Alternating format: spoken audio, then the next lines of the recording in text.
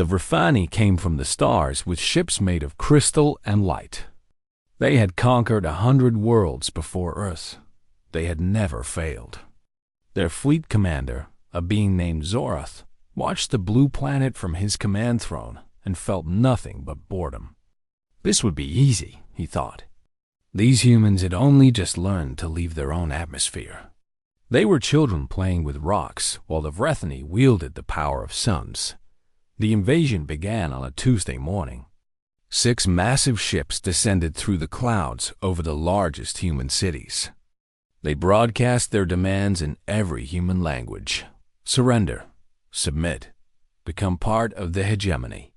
The alternative was destruction. Humanity's answer came in the form of missiles. Thousands of them, launched from every nation that had them. The Vrethani shields held against most of the attack. Their energy barriers turned nuclear fire into harmless light. But one ship, a smaller scout vessel, took damage to its shield generator. A lucky strike, nothing more. The ship crashed in the Gobi Desert, leaving a trail of glass and fire across the sand. Fleet Commander Zorath barely noticed. One ship lost to primitive weapons meant nothing. His ground forces were already securing the coastal cities. Millions of humans fled inland. Millions more simply surrendered. The invasion was proceeding exactly as planned, but something was happening in the desert. Dr. Yuki Tanaka was 53 years old and had spent her entire life studying physics. She had theories about energy and matter that her colleagues called impossible. When the call came from the military, asking her to examine the crashed alien ship, she was on a plane within the hour. The ship was beautiful, even broken. Its hull was made of something that looked like purple crystal, but felt warm to the touch. Inside, the technology was beyond anything Yuki had ever imagined. Screens that floated in the air. Engines that seemed to bend space itself. Power systems that produced energy from nothing she could understand. The military wanted weapons. They wanted to know how to fight back. Yuki told them she needed time to study, to learn, to understand. They gave her 72 hours. On the first day, Yuki and her team simply looked. They touched nothing, moved nothing. They took pictures and measurements. They tried to understand what they were seeing. The alien technology operated on principles that human science had only theorized about.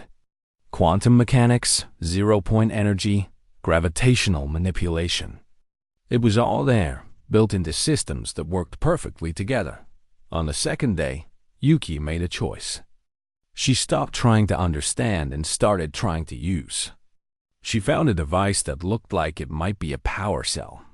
She connected it to a human battery with wires and tape. The cell activated. Energy flowed. Her team stared at her. That should not have worked. The technology gap was too vast. It was like connecting a smartphone to a steam engine, but it worked. On the third day, Yuki's team pulled a cutting tool from the ship's repair bay. They could not read the alien writing or understand the power systems, but they figured out how to turn it on. They figured out how to aim it. When they tested it on a piece of captured Vrethani armor, the beam cut through like the metal was made of paper. Yuk. I sent her report to the military. The aliens are not magic, she wrote.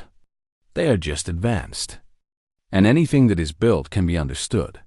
Anything that is understood can be copied. Anything that is copied can be improved. She did not know it then, but she had just changed the course of history. Within a week, her findings spread to every nation still fighting. Scientists in bunkers and basements and hidden laboratories began working with whatever alien technology they could find. They did not try to understand it completely. They tried to make it work, to adapt it, to turn the enemy's weapons against them. The Vrethani noticed the first human soldiers carrying plasma weapons 2 months later. Commander Zorath received the report with confusion. This was impossible. No species had ever reverse-engineered Vrethani technology so quickly. It took centuries. It took thousands of years of development. He ordered the destruction of all crashed ships. He ordered the deaths of any humans found near alien technology. But it was already too late. The humans were learning. They were adapting. And they were fast. In her laboratory, Dr. Tanaka looked at the improvements her team had made to the alien power cell. It now produced 30% more energy than the original design. She smiled and began working on the next project. The aliens had given humanity a gift, she thought. They had shown humans what was possible. Now humans would show them what they could become. 6 months after the invasion began, the war had changed into something the Vrithani had never seen before. In the occupied cities, human soldiers fought with weapons that should not exist. Rifles that fired crystals of compressed energy. Grenades that created small fields of reversed gravity. Communication devices that sent messages through the same invisible channels the Vrithani used. Each week brought new surprises. Each month brought new impossibilities. Lieutenant Colonel Marcus Webb had been a pilot before the invasion. Now he flew a ship that was half human steel and half alien crystal. His team had rebuilt it from the wreckage of 3 crashed Vrithani fighters, filling in the gaps with whatever they could find. The navigation system came from a Japanese fighter jet. The life support was modified from a Russian submarine. The weapons were pure alien, ripped from enemy ships and wired directly into human control systems that it should not have flown. By every law of engineering, it should have fallen apart the moment it left the ground. But Marcus had learned something in the months since the invasion. Human laws of engineering did not apply anymore. What mattered now was whether something worked, not whether it should work. His mission was simple. A Vrithani supply station orbited above Earth, feeding weapons and soldiers to the occupation forces below. The human resistance needed to capture it. They needed what was inside. Marcus flew his broken, beautiful ship through a gap in the orbital defenses. His team of 12 followed in vessels just as strange as his own. The Vrithani detected them immediately. Their sensors screamed warnings about unknown energy signatures, unrecognized hull configurations, weapon systems that matched no database. The aliens did not know what they were seeing. That confusion gave Marcus the seconds he needed. His ship punched through the station's outer hull using a cutting beam that human engineers had boosted far beyond its original specifications. His team followed, breaching multiple points at once. The station's defenders rushed to respond, but they had trained for centuries against enemies who fought in predictable ways. Humans did not fight in predictable ways. The battle lasted 43 minutes. When it was over, Marcus Webb stood in the station's engineering bay, looking at 3 intact gravity manipulation cores. These were the devices that let Vrithani ships ignore the laws of physics. They could create artificial gravity. They could negate mass. They could bend space. Every resistant cell on Earth received the schematics within hours.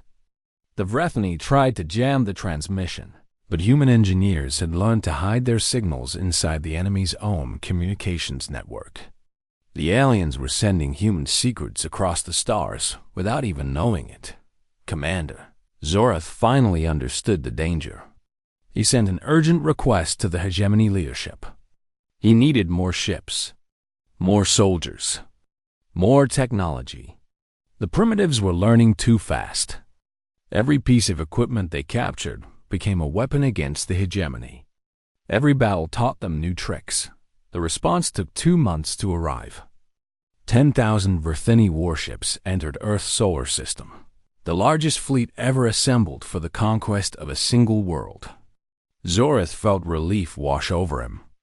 This would end the human resistance once and for all. But while those ships were traveling through space, humanity had not been idle. In a converted automobile factory in Snow Paulo, human workers built anti-gravity platforms by the hundreds. Soldiers who had been fighting on the ground now flew through the sky. In a submarine hidden beneath the Arctic ice, Dr. Tanaka's team achieved what the Vrethani thought was impossible. They improved the alien power core design, creating a version that produced 30% more energy while using half the materials in secret shipyards across the world. Humanity built its first true warships, not converted alien vessels, not patched-together fighters. Real ships, designed by humans, using human ideas combined with alien technology. They were ugly by Vrethani standards. Angular, where alien ships were smooth. Heavy, where alien ships were light. But they worked. They flew. And they carried weapons that made the Vrethani nervous. The reinforcement fleet arrived to find not a pacification mission, but a war. The first battle took place above the Pacific Ocean. Human ships rose from hidden bases to meet the invaders. The Vrethani commander expected easy victory.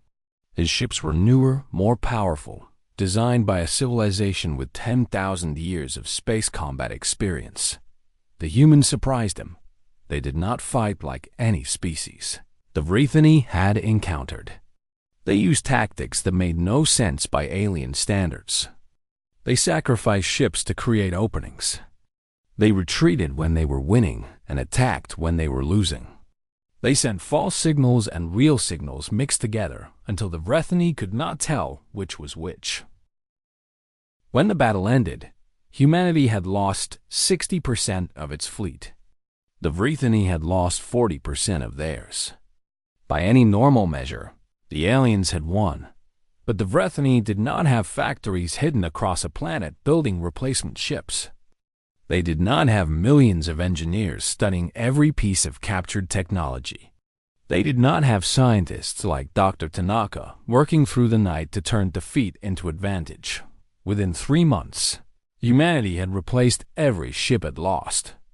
The Vrethani could not do the same. Marcus Webb, now a colonel, led the next assault. His ship was new, built entirely on Earth, carrying weapons that had not existed when the war began. As he flew toward the alien fleet, he thought about how far humanity had come. 6 months ago, they had been throwing missiles at shields they could not penetrate. Now they were fighting a war among the stars. The aliens had come to conquer. They had stayed to witness something they had never seen before. A species that learned faster than anything in their records. A species that did not just adapt to new technology, but made it better. A species that was rewriting the rules of war with every battle. The Vrethani were beginning to feel something they had not felt in 10,000 years of conquest. They were beginning to feel afraid. 2 years after the first alien ships appeared in Earth's sky, Admiral Chen Wei-lin stood on the bridge of the Defiance and watched the stars. Behind her, the United Resistance Fleet spread across 1,000,000 kilometers of space. 300 warships, each one a monument to human stubbornness and creativity. The Defiance itself had started life as a captured Vrethani cruiser. Now it was something else entirely. Human engineers had torn out the elegant alien systems and replaced them with modifications that made no sense by Vrethani standards. The engines ran too hot. The weapons drew too much power. The shields operated on frequencies that should have been impossible. It all worked perfectly. Admiral Chen had been a naval officer before the invasion. She had commanded submarines, aircraft carriers, fleets of ships that sailed on water. Space warfare was different, but the principles remained the same. Know your enemy. Use every advantage. Never fight fair if you can help it. The Vrethani did not understand unfair fighting. Their doctrine was refined over 10,000 years of conquest. Every tactic was mathematically optimal. Every formation was perfectly balanced. Every weapon was designed to maximum efficiency. Humanity's doctrine was 2 years. Old and changed every week. The Battle of Lunar Orbit began when the human fleet emerged from behind the moon. They had been hiding there for 3 days, running silent. waiting for the Vrethani to commit to an attack on the Earth's surface. Now the alien fleet was spread out, focused on targets below, vulnerable to attack from above. Admiral Chun gave the order. 300 ships accelerated toward the enemy. The Vrethani responded with practiced precision. Their ships formed defensive clusters. Their shields locked together into overlapping barriers of energy. Their weapons charged and fired in perfect synchronization against any normal enemy. This would have been the end, but human weapons did not work like normal weapons. Dr. Tanaka's engineers had developed a new system, something they called a frequency hopper. It fired energy bursts that changed their patterns 7 times per second, cycling through different wavelengths faster than Vrethani shields could adapt. The alien barriers, designed to handle steady streams of predictable energy, stuttered and failed.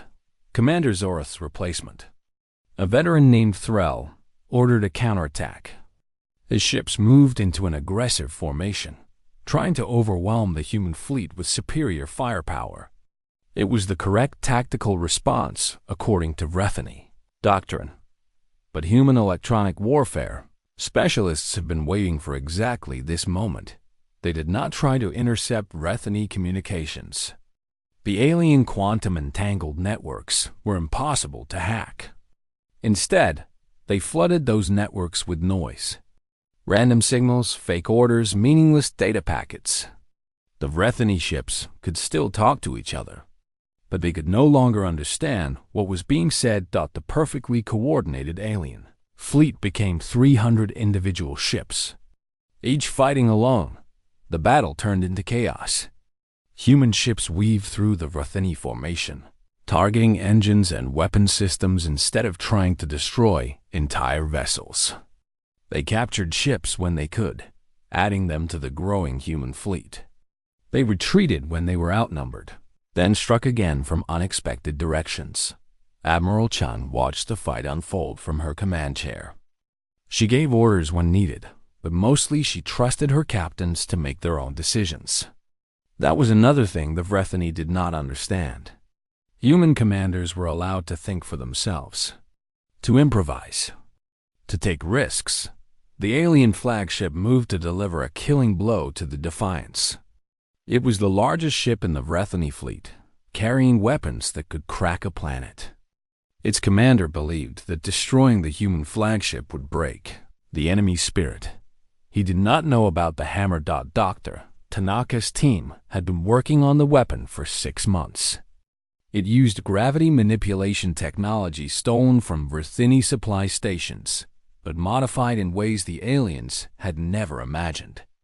Instead of creating gentle fields to lift ships or reduce mass, it focused gravitational force into a pulse that could tear matter apart at the molecular level. The Defiance fired once. The Vrethani flagship came apart in seconds. Its crystal hull shattered. Its engines exploded. Its crew had no time to escape. One moment, the most powerful warship in the enemy fleet was bearing down on the human commander. The next moment, it was spreading debris across 1,000 kilometers of space. Commander Threll died in that explosion. His final transmission reached the hegemony homeworld 3 weeks later. "The humans do not fight like any species in our records," he reported. "They do not merely adapt to circumstances. They adapt the universe to themselves." The Battle of Lunar Orbit lasted 4 hours. When it was over, the Vrethani had lost 60% of their remaining forces. Humanity had lost less than 20%. Admiral Chun ordered her fleet to pursue the retreating aliens. For the first time since the invasion began, human ships chased Vrethani ships across the solar system. The hunters had become the hunted. In her laboratory, Dr. Tanaka received news of the victory. She allowed herself a moment of satisfaction before turning back to her work. The hammer was effective, but it was also crude. She had ideas for something better, something that would make the Vrethani regret ever coming to Earth. Around her, hundreds of scientists and engineers worked on their own projects. New weapons, new defenses, new propulsion systems. Every day brought new innovations. Every week brought capabilities that had seemed impossible the week before. Humanity was learning, growing, evolving. The war had forced them to become something new, something dangerous, something the galaxy had never seen before. The Rethany hegemony had conquered 1,000 species over 10,000 years. They had never lost a war. They had never even come close. But they had never faced an enemy like humanity. The rules of galactic warfare, written over millennia, no longer applied.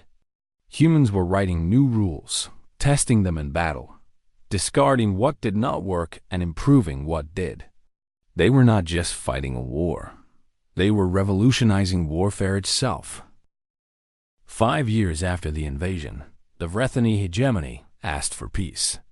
Admiral Chun accepted the surrender aboard the Tanaka, humanity's first ship designed entirely from scratch using all the knowledge they had gained. The vessel was named for the scientist who had started it all, the woman who had first taught humanity that alien technology could be understood, copied, and improved. Dr. Tanaka herself was there for the signing. She was 60 years old now, her hair gray, but her eyes still sharp. She watched as the Rethany diplomats agreed to terms that no conquered species had ever demanded before. The hegemony would pay for the damage done to Earth. They would withdraw from the solar system entirely. They would grant humanity observer status in their councils, a position normally reserved for civilizations with thousands of years of space travel experience.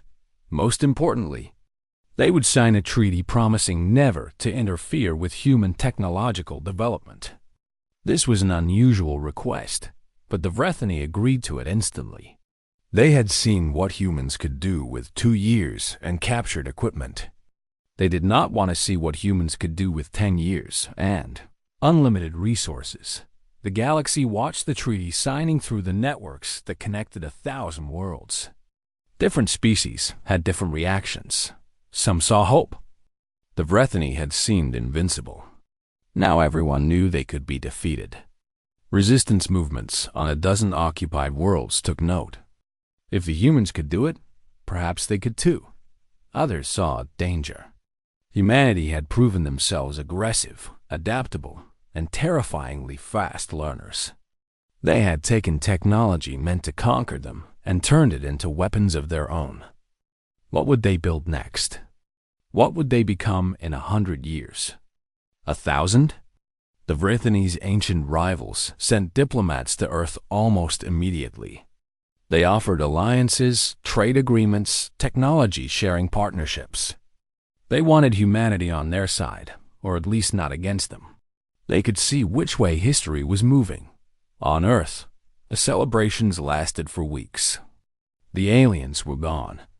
The occupation was over. Humanity had won against impossible odds through nothing but courage, creativity, and the stubborn refusal to accept defeat. But some people were already looking to the future. Colonel Marcus Webb, now a general, stood before the newly formed United Earth Council. He presented plans for expansion, colony ships, mining operations in the asteroid belt, outposts on the moons of Jupiter. Humanity could not stay on one planet forever, he argued. The universe was vast and full of dangers. They needed to spread out, to grow, to become something that could never be conquered again. The council approved his proposals with little debate. The war had changed humanity. They had learned that the galaxy was a dangerous place, filled with species that would happily enslave or destroy them. Isolation was no longer an option. Dr. Tanaka gave an interview on the day the first colony ship launched. She was asked about the secret of human success. Why had they been able to do what no other species had done? How had they learned so quickly? She thought about the question for a long time before answering. They gave us a century to study their technology, she said. They expected us to need 1,000 years. They did not understand that humans do not learn in order to understand. We learn in order to do. We took their tools and asked one question. What else can this become? She smiled, looking older, but somehow stronger than she had been before the war. They are still afraid of the answer. The colony ship was called the Pioneer. It carried 3,000 people toward a star system that the Vrethani had specifically warned humanity to avoid. There was something there, the aliens had said. Something dangerous. Something that had destroyed hegemony expeditions for centuries. But human colonists did not seem concerned. Their ship carried weapons that had not existed 5 years ago. Their scientists had already developed theories about what they might find. Their engineers were looking forward to the challenge. The navigation system had been modified to travel faster than the Vrethani said was possible. The human engineers had found the limits the aliens had set in their designs and asked a simple question: why?